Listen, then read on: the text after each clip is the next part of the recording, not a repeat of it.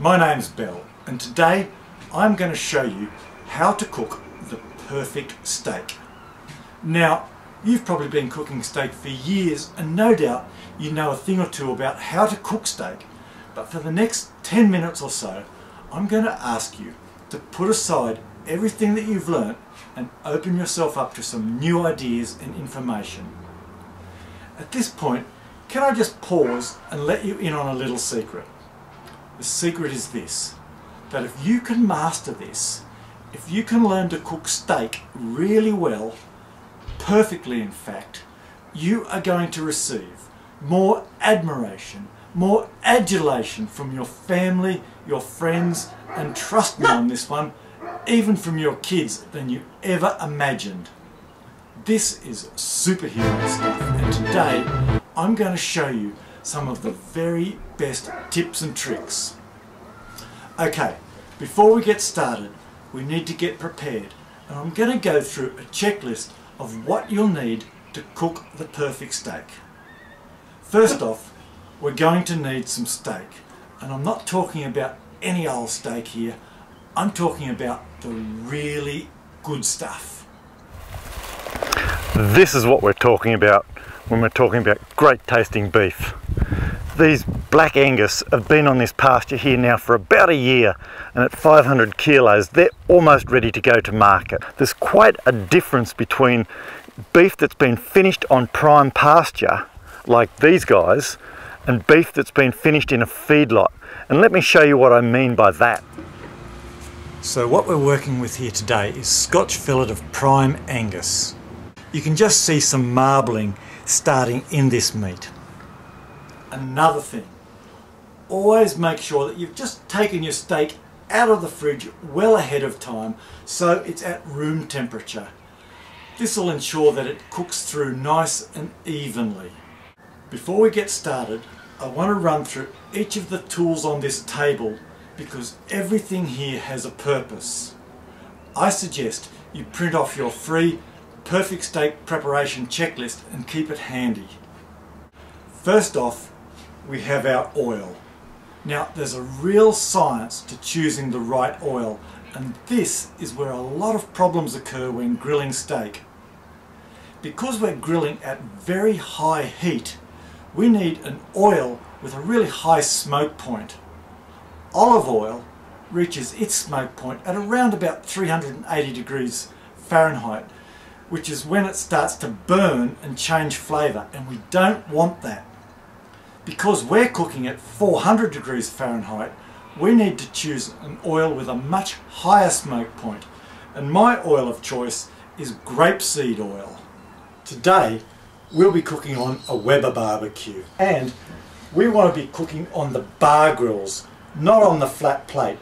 And that brings me to this little gadget here, a grill temperature thermometer. We just put it down smack bang on the grill, and when we get up to the right temperature, we're ready to go.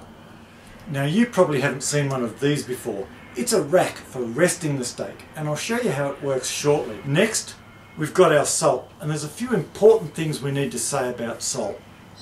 First off, I recommend against seasoning the steak before you cook it.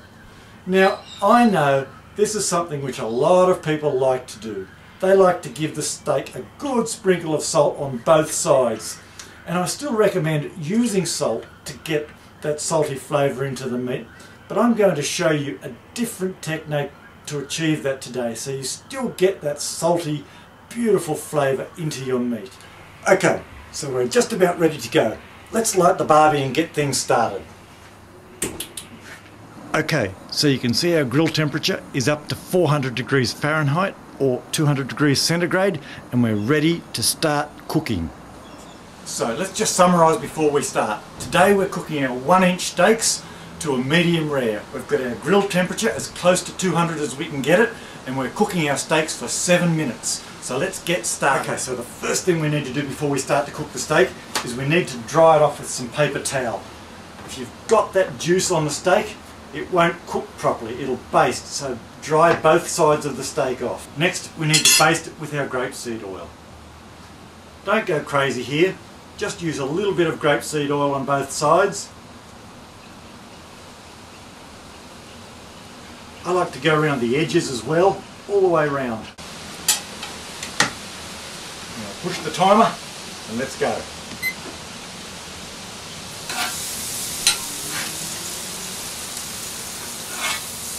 The first thing you'll notice is I put the steaks on at a 45-degree angle to the grill, or 10 o'clock. Straight away we need to push them down and really get some excellent contact with the grill.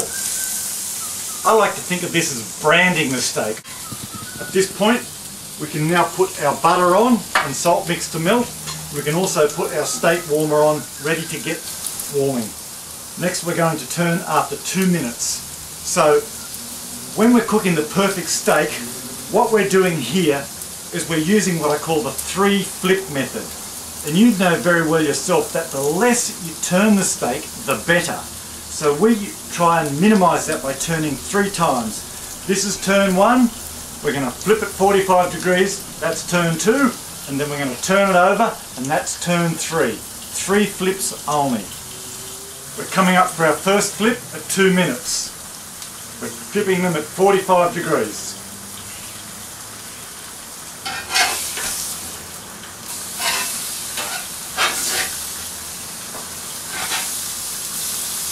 Again, a good press down.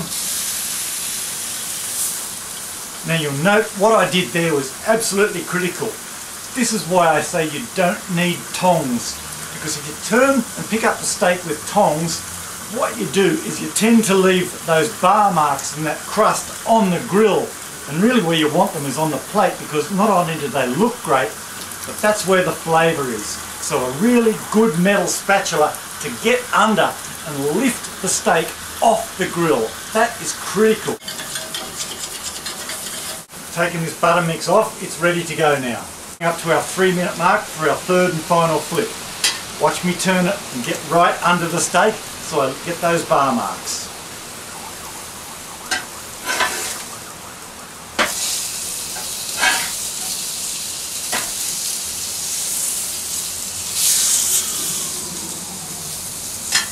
There you go, look at those beautiful bar marks. It just looks so amazing. This is the point where I begin the basting and getting the salt flavour through it. Because this side is our presentation side and it's not going to be going back down on the grill again, we can now baste it with our salt and butter mix. This just makes it shine up and look really amazing. Now, I know this may not be so good for the arteries with all this butter, but man, it just tastes fantastic and gives us that really incredible depth of flavour.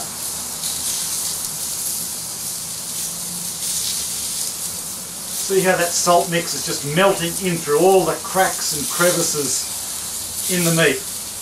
Okay, so we're just about coming up. We've got 15 seconds left of cooking time.